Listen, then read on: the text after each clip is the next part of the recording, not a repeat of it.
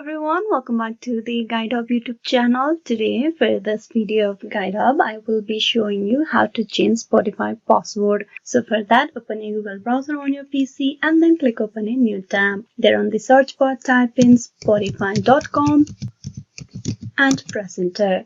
It will direct you to the official web page where you will need to get logged in into the account. As you can see, I am already logged in into my account of Spotify. So once you are logged in, you need to click on your profile over here, click that and then click on accounts.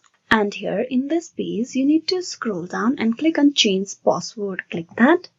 Now to change the password, you will need to type in your previous password and then only you will be able to type in the new one. Type in the previous one and below you type in the new one that you want to be updated.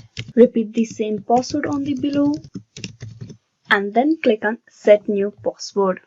With that, the password update will be completed. So this is how you can change Spotify password. Hope this video was useful. Please like and subscribe the Guide Hub YouTube channel. Thank you.